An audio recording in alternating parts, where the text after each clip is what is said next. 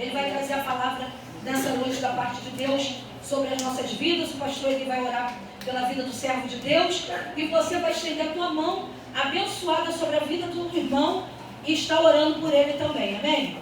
Amém, Jesus.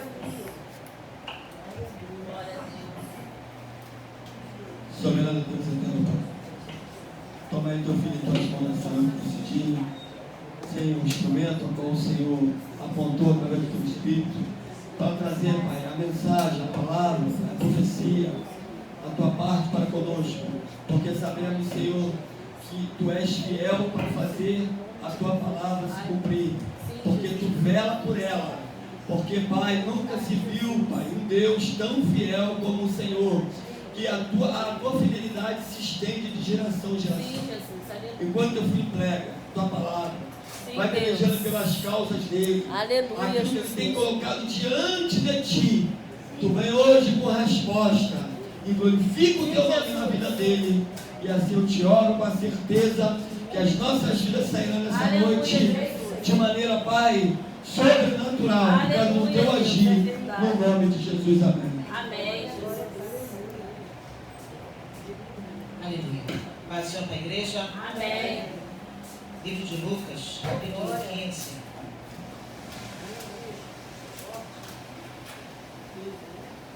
Lucas, capítulo 15, a partir do verso 11. É um pouco extenso, mas o propósito de Deus vai se cumprir na nossa vida. Aleluia. Louvado seja o nome do Senhor. Lucas 15, a partir do 11. Na minha Bíblia, o título é A Parábola do Filho Perdido. Louvado seja Deus. 11 vai dizer: Jesus continuou. Um homem tinha 2 filhos. O mais novo disse a seu pai: Pai, quero minha parte da herança. Assim ele repartiu sua propriedade entre eles. Não muito tempo depois, o filho mais novo reuniu tudo que tinha e foi para uma região distante. E lá desperdiçou seus bens vivendo irresponsavelmente. Depois de ter gasto tudo, houve uma grande fome em toda aquela região. E ele começou a passar necessidade. Por isso, foi empregar-se com um dos cidadãos daquela região, que o mandou para o seu campo a fim de cuidar de porcos. Ele desejava encher o estômago com as vagens de alfarrobeira que os porcos comiam, mas ninguém lhe dava nada. Caindo em si, ele disse: quantos empregados de meu pai têm comida de sobra e eu aqui morrendo de fome? Eu me porei a caminho e voltarei para meu pai e lhe direi: Pai, pequei contra o céu e contra ti. Não sou mais digno de ser chamado teu filho. Trata-me como um dos teus empregados. A seguir, levantou-se e foi para seu pai. Estando ainda longe, seu pai o viu e, cheio de compaixão, correu para seu filho e o abraçou e beijou. O filho lhe disse: Pai, pequei contra o céu e contra ti. Não sou mais digno de ser chamado teu filho. Mas o pai disse aos seus servos: depressa, tragam uma melhor roupa e vistam dele.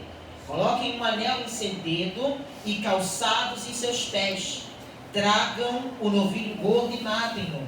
Vamos fazer uma festa e alegrar-nos, pois este meu filho estava morto e voltou à vida. Aleluia. Estava perdido e foi achado. E começaram a festejar o seu regresso. Enquanto isso, o filho mais velho estava no campo. Quando se aproximou da casa, ouviu a música e a dança. Então chamou um dos servos e perguntou-lhe: o que estava acontecendo? Este lhe respondeu: seu irmão voltou e seu pai matou o novilho gordo, porque o recebeu de volta são e salvo. O filho mais velho encheu-se de ira e não quis entrar. Então seu pai saiu e insistiu com ele. Mas ele respondeu ao seu pai: olha, Todos estes anos tenho trabalhado como escravo ao teu serviço e nunca desobedeci às tuas ordens. Mas tu nunca me deste nem um cabrito para eu festejar com meus amigos. Mas quando volta para casa esse teu filho, que esbanjou teus bens com as prostitutas, mata o novilho gordo para ele. Disse o pai: meu filho, você está sempre comigo, e tudo o que tenho é seu.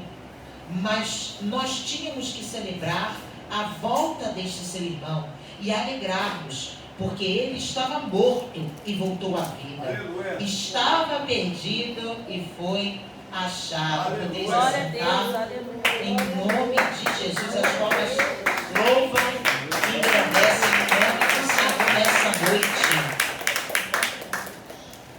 É interessante que Lucas era um médico e ele não participou ativamente em tudo que Jesus realizou e fez, mas ele foi ouvinte dos relatos e decidiu, através da sua audição, escrever tudo quanto ele ouviu sobre Jesus.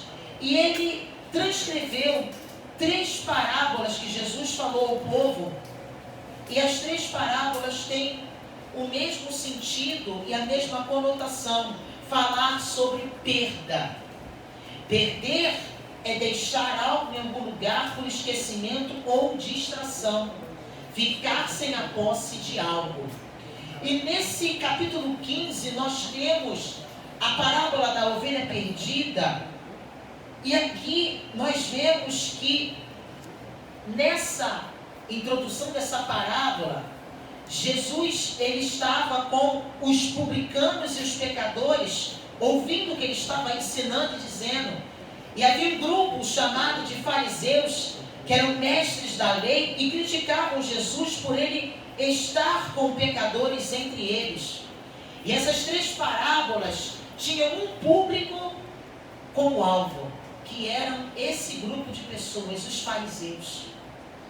E muito interessante, quando eu estava estudando hoje à tarde sobre essa palavra, e quando eu fui meditar sobre esse tipo de povo, sobre essas 3 pessoas, sobre essas pessoas, os fariseus, a gente vê que os fariseus eram membros do Sinédrio, eles estavam ali junto com os sacerdotes, os escribas, eles estavam ali no templo, só que eles eram pessoas que davam importância à lei, praticavam a lei, mas não tinham o seu interior transformado.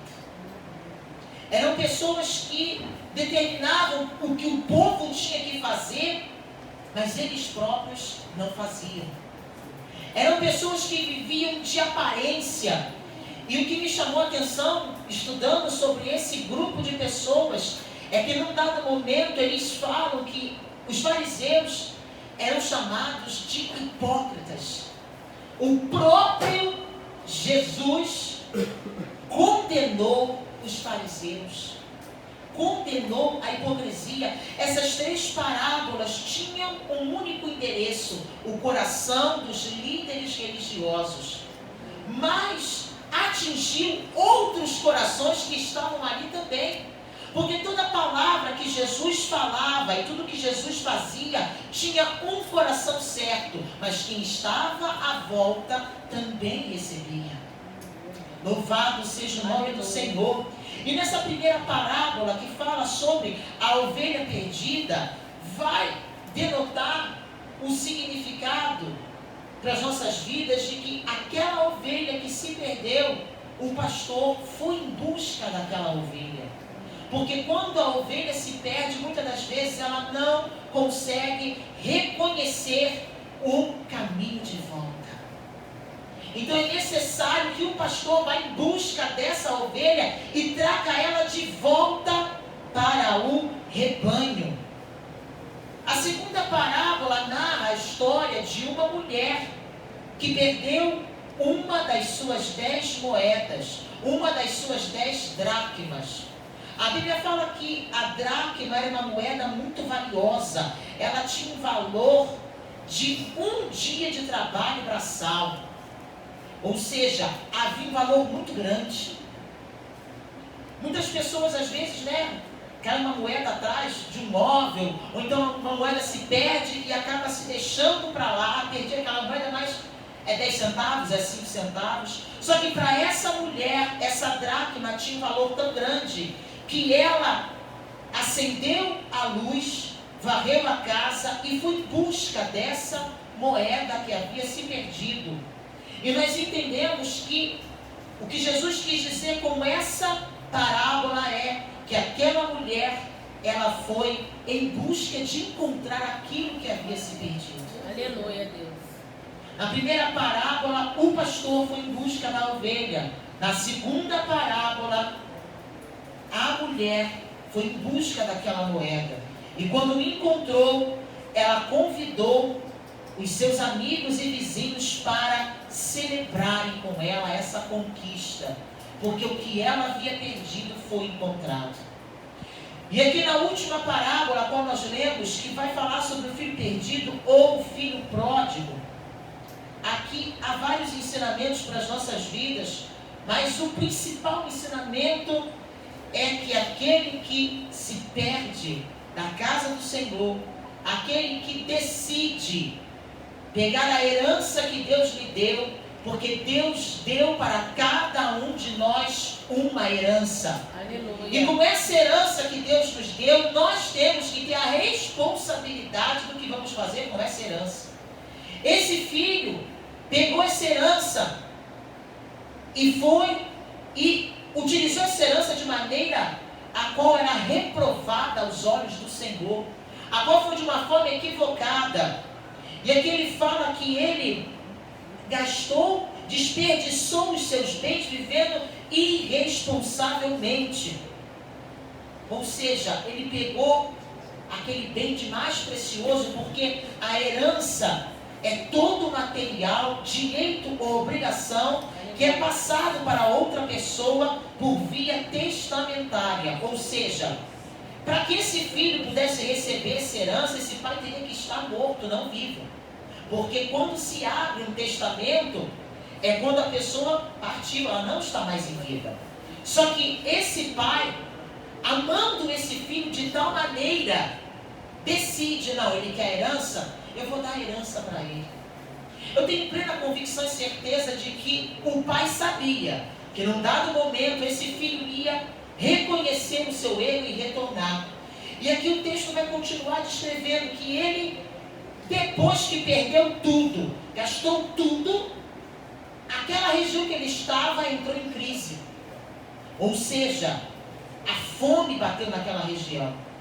E me chamou a atenção esse versículo 15, que vai dizer: por isso foi empregar-se com um dos cidadãos daquela região, que o mandou para o seu campo, a fim de cuidar de porcos. E estudando sobre esse lugar de cuidar dos porcos, o criador dos porcos, eu me impactei muito, porque eu descobri que, fazendo uma analogia espiritual, porque esse texto é um texto que conta algo natural, mas que tem uma grande conotação espiritual. E como estudamos hoje na Dominical, existem coisas que vão ser discernidas pela carne e coisas que serão discernidas pelo Espírito. Aleluia. E estudando sobre criador de porcos, eu me deparei com o inimigo da nossa alma.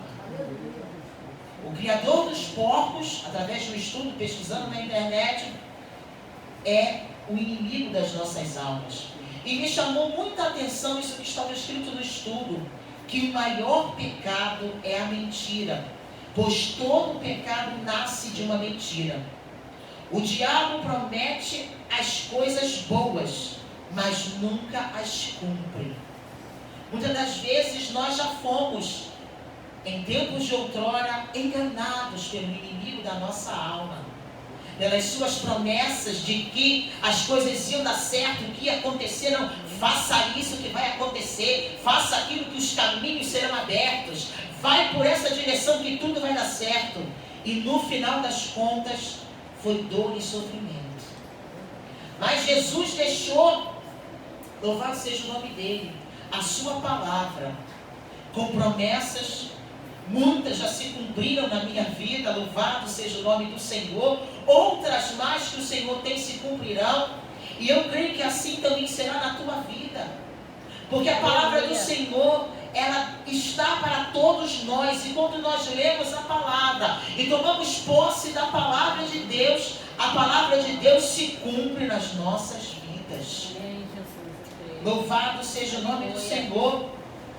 E o texto, a parábola vai se desenvolvendo, e esse filho vai falando que, a palavra vai falar que esse filho desejava alimentar-se com a comida dos porcos, ou seja, alimentar-se com aquilo que era o resto.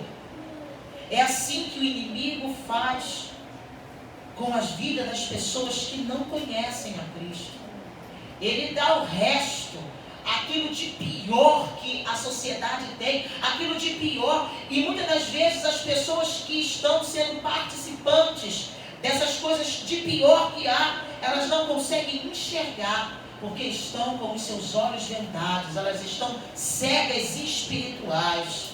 Mas eu tenho certeza que se você entrou aqui hoje com a sua visão espiritual fechada, ou você entrou aqui cego espiritual, é a noite que Deus vai abrir a sua visão espiritual. Aleluia. E você vai compreender os mistérios que Deus tem para a minha e a tua vida. Aleluia. Louvado seja o nome do Senhor. E o texto vai continuar dizendo, e muito interessante, é o verso 17, que é quando o jovem cai em si, ou seja, ele pegou a herança do pai, ele pegou aquilo de mais precioso que o pai tinha para a vida dele, usou de forma equivocada, de qualquer forma, sem responsabilidade. Ele viu que aonde ele estava, a crise bateu, a crise chegou, e ele decidiu trabalhar naquela região, cuidando dos porcos, ou seja, ele decidiu ser escravo do inimigo naquele momento. E ali trabalhando ali, comendo a comida dos porcos, naquela situação de miséria, de degradação, ele cai em si. Eu acredito que nesse momento, o Espírito Santo entrou no coração desse jovem. Porque quando a pessoa reconhece que errou, reconhece que tomou um caminho equivocado, é porque o Espírito Santo de Deus acendeu uma luz naquela mente, naquele coração. Aleluia. Louvado seja Deus. Conjecturo que esse pai que deu essa herança ficou em oração por esse filho. Senhor, meu filho foi, eu dei a herança, eu fiz o meu papel de pai, eu não prendi ele aqui dentro da minha propriedade, eu permiti que ele fosse viver do jeito que ele queria, mas Senhor, eu não vou permitir, Senhor, que a alma dele se perca, eu não vou deixar de clamar, eu não vou deixar de orar. Senhor, faça alguma coisa por esse meu filho, ele está lá vivendo de qualquer forma, a notícia sobre ele não chega, mas Tu é Deus que pode ir de encontro, Tu é Deus que pode fazer alguma coisa, Tu é Deus que tem todo o poder nas suas mãos, Pai. Aleluia, Deus. E eu acredito que esse versículo 17, conjecturando, é a resposta da oração desse pai. Quando esse filho cai em si e ele bota a mão na consciência e diz: quantos empregados do meu pai têm comida de sobra e eu aqui morrendo de fome? Ou seja, ele coloca a mão na consciência e se lembra que o pai era uma pessoa que tinha condição e que poderia saciar a fome dele. Aleluia. Você está no melhor lugar que você poderia estar, que é a casa do teu Deus, a casa do meu Deus. E na casa do nosso Deus há fartura de alimento. A palavra do Senhor é um alimento precioso que sacia a fome da nossa alma. Muitas das vezes nós passamos por situações, nós vivemos momentos da nossa vida que parece que é um vazio dentro de nós, uma vontade a qual nada preenche, nada sacia, mas hoje você está no lugar aonde a sua alma será saciada, aonde a sua alma será alimentada. Louvado seja o nome do Senhor. E esse jovem não apenas cai em si, mas ele decide, ele toma uma decisão na sua vida. Eu me porei a caminho e voltarei para meu pai, e lhe direi: Pai, pequei contra o céu e contra ti. Muito interessante que ele não só caiu em si, mas ele decidiu tomar uma atitude. Quantas pessoas caem em si, mas não querem tomar uma atitude? Muitas das vezes a nossa zona de conforto nos faz não sermos participantes da glória extraordinária que Deus tem para nossas vidas. A nossa zona de conforto: estou tão confortável nessa condição que eu venho vivendo, que eu não vou sair dessa condição, eu vou continuar do jeito que eu estou, porque está bem assim. Mas o nosso Deus, Ele quer que a gente saia da nossa zona de conforto e tenha uma atitude extraordinária, uma atitude diferenciada, porque através da atitude diferenciada vai chamar a atenção do nosso Deus ao nosso favor. E esse jovem, caindo em si e decidindo voltar para a casa do pai, ou seja, decidindo ir a caminho desse pai, louvado seja o nome do Senhor, ele faz algo extraordinário. E ele confessa com os seus lábios: não sou mais digno de ser chamado teu filho, trata-me como um dos teus empregados. Ou seja, ele aceitou a condição dele de pecador. Ele reconheceu que ele pecou e que ele não queria nem que o pai chamasse ele de filho, mas que chamasse ele de empregado.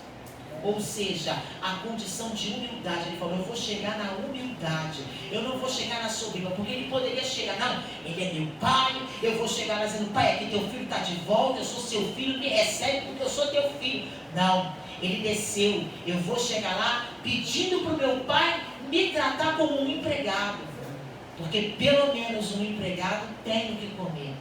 Porque ele estava preocupado em saciar a fome que ele estava sentindo. E quantos de nós temos uma fome e queremos chegar na presença do nosso Deus sem humildade, sem um coração humilde, um coração quebrantado, um coração contrito? Já queremos chegar na soberba, porque eu sou teu filho, Deus faz, acontece, Senhor. E muitas das vezes o nosso Deus quer aquela oração daquele publicano: Senhor, eu sou pecador. Com jeito de tudo meu, que aquele fariseu, aquele publicano, ele deve falar assim: Senhor, eu sou pecador. Eu a serviço de Roma, eu cobro impostos aos que são do meu sangue, aos que têm a mesma fé que eu, e muitas das vezes cobro impostos que são até mais altos do que eles podem pagar, e muitas das vezes eu até tento ter compaixão, mas eu não posso ter compaixão. Senhor, me perdoa, porque eu não sou digno. E a Bíblia vai dizer que entre a oração do fariseu e do publicano, o publicano foi aceita a oração, porque ele chegou com humildade na presença de Deus. Aleluia. Muitas das vezes nós precisamos entender que é a humildade que vai abrir portas para a nossa vida. Aleluia. Portas espirituais, portas a qual o Senhor já tem preparado no céu para cada um de nós. 20. A seguir levantou-se e foi para o seu pai.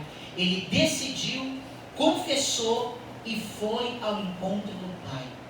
Nessa noite, o nosso Deus nos convida a irmos de encontro ao nosso pai, porque Ele vai nos receber com compaixão. Igual o versículo vai dizer aqui: estando ainda longe, seu pai o viu, e cheio de compaixão, correu para o seu filho e o abraçou e beijou. É assim que o nosso Deus nos recebe, todas as vezes que vamos de encontro à sua presença. E estudando compaixão, capacidade de pôr amor onde há dor. Eu fico pensando que se não fosse a íntima compaixão de Deus para a humanidade, o que seria de nós? Porque o homem se perdeu desde o jardim do Éden.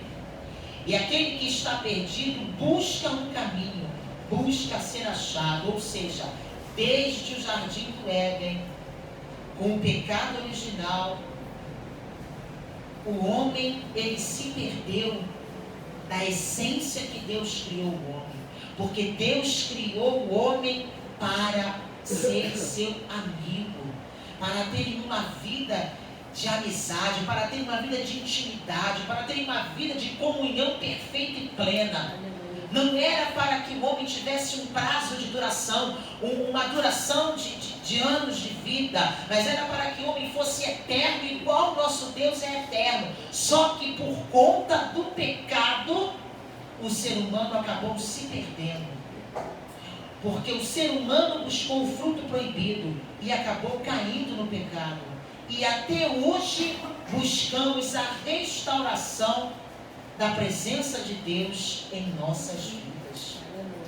Hoje nós estamos aqui buscando essa restauração plena. Cada culto que você vem, cada palavra que você ouve, cada oração que você faz, o louvor que você coloca, a presença de Deus que te envolve, é o início dessa restauração. É Deus restaurando o teu ser a uma plena e perfeita comunhão com Ele. Aleluia. Louvado seja Deus. E aqui, nessa parte da parábola, nós vemos que há esse início dessa restauração, porque esse pai, ele olha para esse filho com compaixão e corre para encontrá-lo. A compaixão constitui, junto com a gratuidade, a coluna vertebral da mensagem e da prática de Jesus. Jesus, ele tem a capacidade de colocar amor aonde o mundo vê dor.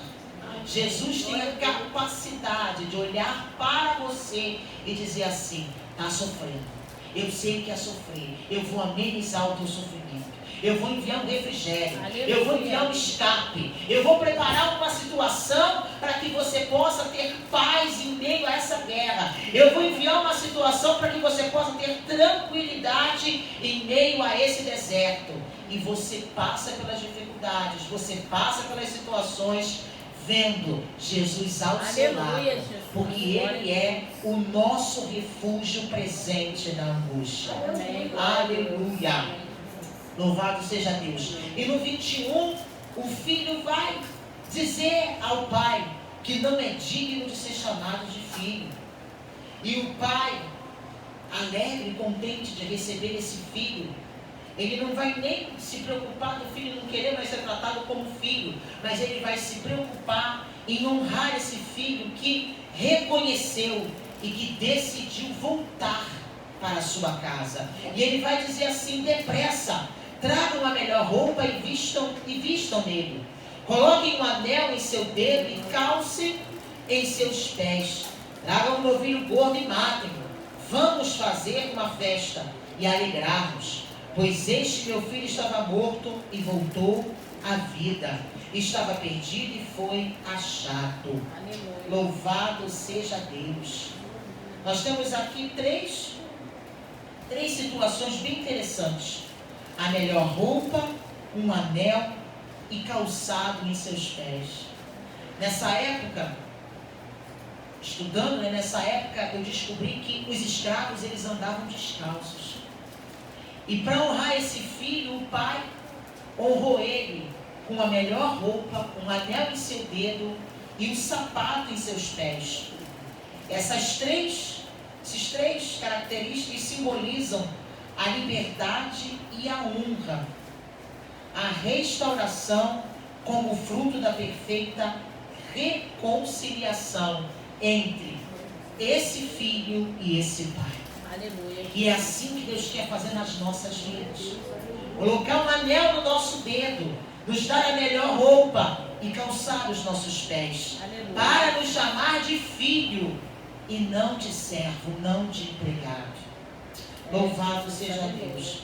E aqui agora vai falar, a parábola vai entrar agora num outro ponto, que vai falar sobre o filho mais velho. O descontentamento com o filho mais novo. Essa parte aqui, Jesus estava querendo dizer que esse filho mais velho, na verdade, eram os fariseus. que não aceitavam que esse jovem que se perdeu no caminho, abandonou a presença, saiu, gastou tudo, voltou para a casa do pai e foi recebido com honra por esse pai. E Jesus dirigiu esse filho mais novo, mais velho, ele quis dizer que eram os fariseus e os governantes dos judeus, que ficavam amargamente indignados com o fato de Jesus ser amigo dos cobradores de impostos, os publicanos e os pecadores. Jesus não veio para aqueles que estavam bons ou que eram bons. Jesus veio para aqueles que estavam doentes e que precisavam de um médico, porque Jesus é o médico dos médicos. Aleluia, Deus. É aquele que cura sem precisar fazer cirurgia e não deixa marca nenhuma. Quando Jesus chega e faz a cura, você sente que foi curado, testemunha e outras pessoas são curadas também. Porque não é você que cura, mas é o nome de Jesus que ajuda em você e que você carrega o testemunho que vai fazer o milagre acontecer. E esse filho mais velho, ele se revoltou porque ele não conseguiu compreender que havia, enquanto esse filho estava fora, um luto dentro daquela casa. Mas quando esse filho volta, esse luto se transforma em festa, porque esse filho volta a viver. E aqui no 27, um dos empregados vai falar para esse filho mais velho. Este lhe respondeu: seu irmão voltou e seu pai matou um novilho gordo, porque o recebeu de volta são e salvo. Interessante que o servo do pai não falou para esse filho mais velho como que ele havia voltado, o estado que ele havia voltado, mas falou a forma como o pai recebeu esse filho. Aleluia. Eu creio que aquele que te viu humilhado, destruído, quando você voltar na honra de Deus, vai falar igual esse servo, ó, ele voltou e voltou em festa. Aleluia. Voltou em honra. Não vai falar como você foi, nem o estado que você estava, mas vai dizer que você voltou Aleluia. são e salvo, e por isso teve festa. Aleluia. E por isso foi necessário matar o novilho gordo, para que houvesse uma celebração. 28. O filho mais velho encheu-se de ira e não quis entrar. Então seu pai saiu e insistiu com ele. Mas ele respondeu a seu pai: olha, todos estes anos tenho trabalhado como um escravo a teu serviço e nunca desobedeci as tuas ordens. Mas tu nunca me deste nem cabrito para eu festejar com meus amigos. Mas quando volta para casa esse teu filho, que esbanjou teus bens com as prostitutas, matas o novilho gordo para ele, disse o pai: meu filho, você está sempre comigo, e tudo que eu tenho é seu. Mas nós tínhamos que celebrar a volta deste teu irmão e alegrar-nos, porque ele estava morto e voltou à vida. Estava perdido e foi achado. Interessante que o irmão mais velho, ele não fala o meu irmão voltou, ele fala o teu filho voltou. Ou seja, ele denota um certo desprezo, porque ele se indignou de ver que esse irmão foi embora, desperdiçou tudo que tinha, e quando volta, o pai ainda faz uma festa para ele. Só que o pai revela para esse filho que ele sempre esteve, ou seja, esse filho mais velho sempre esteve com o pai, e tudo que era do pai era desse filho. Não havia motivo para esse filho se indignar ou se entristecer porque o pai havia feito uma festa para receber esse filho, porque esse filho também era participante de tudo quanto o pai tinha. Só que ele não desfrutou, porque esse filho se sentia como um escravo. Ele mesmo denota isso no 29. Olha, todos esses anos tenho trabalhado como um escravo a teu serviço e nunca desobedeci as tuas ordens. Ou seja, esse filho mais velho nunca se sentia um filho, ele se sentia um escravo.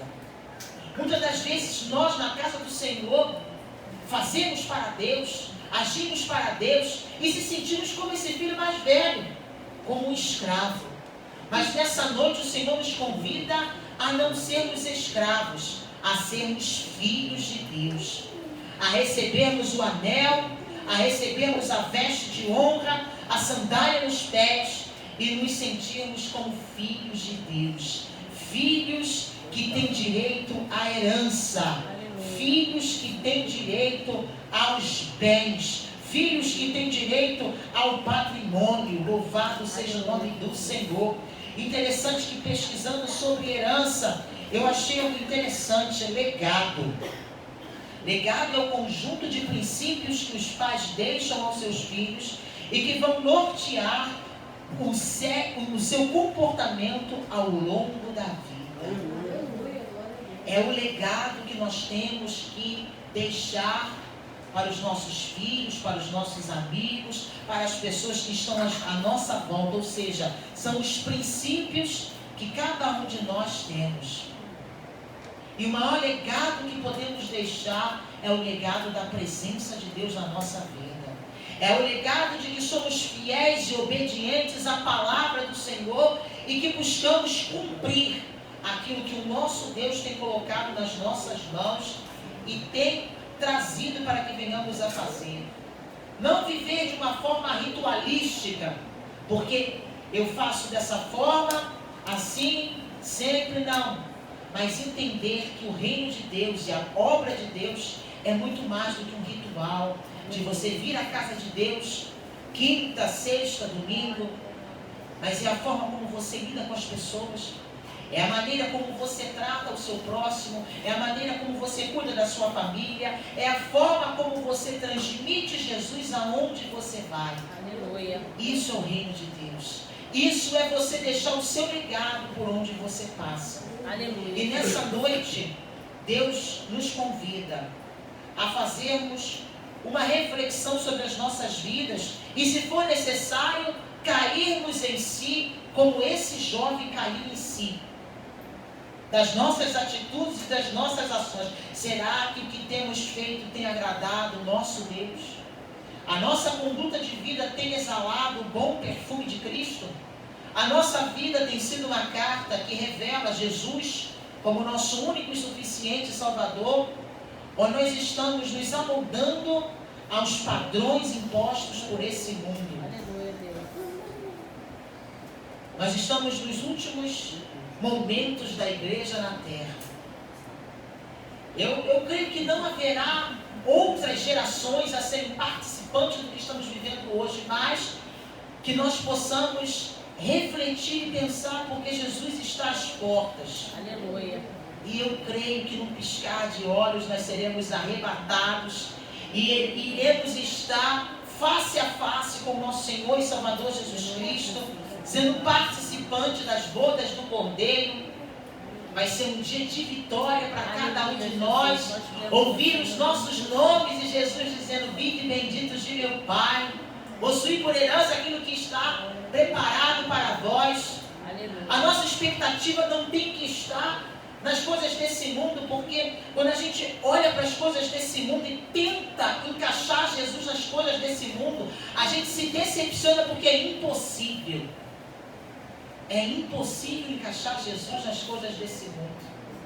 Então a nossa expectativa e esperança precisa estar na volta de Jesus, e nós precisamos viver como se Ele estivesse voltando daqui a 5 minutos ou 1 minuto. Porque se vivemos assim, nós vamos evitar errar contra nós mesmos, contra o nosso próximo e principalmente contra o nosso Deus. Verdade. Nessa noite eu convido você a se colocar de pé, para que possamos fazer uma oração. Cada um sabe aquilo que precisa, reconhecer os seus caminhos e acertar as suas veredas para ser encontrado naquele grande dia, sem mancha, sem mácula, sem ruga, e receber do Senhor aquilo que Ele preparou para cada um de nós. Louvado seja o nome do Senhor. Soberano Deus, eterno Pai celestial, Deus de amor, Deus de alegria, Deus presente, a Tua palavra, Senhor, foi ministrada aos nossos corações e é como uma semente que está sendo plantada numa terra boa, a qual vai dar o fruto, Pai, dependendo da tua vontade, do teu querer, a 100, a 30, a 70, vai de acordo com aquilo que o Senhor tem para cada vida, Pai. Mas eu te peço nessa noite, Senhor, visita cada mente, cada coração nessa hora, Pai. Visita cada um que aqui está, Senhor, com as suas debilidades, com as suas dificuldades, Senhor.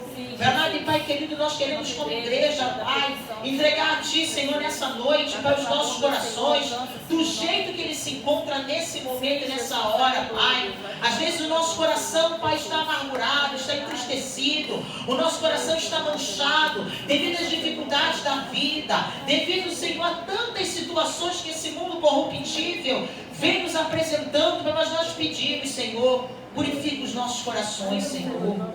Lava-nos, ó Deus, nessa noite com o Teu sangue puro e carmesim, Senhor, para que possamos estar alvo como a neve, Senhor, porque nós desejamos ver a Tua face, Senhor, e a Tua palavra não mente quando diz que sem santificação é impossível ver a face do Senhor, Pai, e nós queremos sim, Senhor, ser pessoas santificadas por Ti, Senhor, para vermos e sentirmos a Tua face, Deus. Ah, Senhor amado e Deus querido, visita cada um que está aqui. Vai trabalhando, Senhor, na mente e no coração, Senhor. Visita a sede das emoções, Pai. Nós sabemos que nos últimos dias, Pai, o inimigo tem agido na sede das emoções, trazendo tristeza profunda, depressão, desânimo, Pai. Ah, Senhor, muitas das vezes, Pai, a falta de fé, ah, Senhor, a incredulidade, Pai, devido a tudo isso que Satanás tem lançado, Pai, tem tomado as mentes e corações, Pai, e as promessas que o Senhor tem feito têm sido esquecidas, Pai, mas nessa noite eu te peço, Senhor, reaviva as promessas, Senhor. Ah, Senhor, ministra as promessas ao coração dos Teus filhos, dos Teus servos, Pai. Age de maneira tremenda e sobrenatural em cada mente e coração, Pai. Ah, Senhor amado e Deus querido, vai quebrando as cadeias, vai quebrando as correntes, Pai. Vai desaprisionando as mentes nessa hora, todo aprisionamento de mente, Pai. Senhor, em nome de Jesus, Pai, envia Teus anjos de guerra nessa hora, Pai. Vai guerreando nas mentes, Pai. Essa mente confusa, essa mente turbada, que cocheia em dois pensamentos. Ah, eu não sei se eu vou, eu não sei se eu fico, eu não sei se eu faço ou desfaço. Deus, em nome de Jesus, dá uma constância a essa pessoa nessa noite. Ah, Senhor, dá uma constância para que ela venha decidir por fazer, para que ela venha decidir por ir. Ah, Senhor, ao Teu encontro, à Tua vontade, ao Teu querer, Senhor. Ah, meu Deus, meu Pai, vai trabalhando, Pai, quebrando as cadeias, quebrando as correntes, Pai. Ah, Senhor, traz a libertação nessa hora. Ah, Senhor, libertação das prisões, Pai. Ah, Senhor, vai tirando as amarras do inferno de cada um, Pai, que se encontra aprisionado, Pai. Vem com a Tua libertação nessa noite, Pai. Age com o Teu poder e com a Tua glória, Pai. Ah, Senhor amado, Deus querido, habita, Pai, cada coração a partir dessa noite, Pai. Cada coração que foi lavado, foi purificado, foi limpo pelo Teu Espírito. Ah, Senhor amado, habita nesses corações, Pai. Faz morada nesses corações a partir dessa noite, Pai. Para que nenhum mal, para que nenhuma situação contrária, adversa, possa tomar força no corpo dessas pessoas, possa tomar força na mente dessas pessoas, Pai. Ah, Senhor amado e Deus querido, mora conosco, habita em nós, Espírito Santo. Ah, Espírito Santo, Tu é o único que pode consolar, confortar, Tu é o único que pode trazer entendimento, mudar, Senhor, a forma de agir, a forma de pensar. Ah, Espírito Santo de Deus, Tu tem liberdade nessa noite de trabalhar nas nossas vidas, de trabalhar nos nossos corações e fazer infinitamente mais do que pedimos ou pensamos, Pai. Te louvamos, Senhor, por essa noite. Te agradecemos, Senhor, porque o Senhor trabalhou de maneira tremenda e gloriosa nesse lugar. E eu te louvo e te agradeço por tudo, Pai. Aleluia. Em nome de Jesus. Amém e amém. Louvado seja Deus.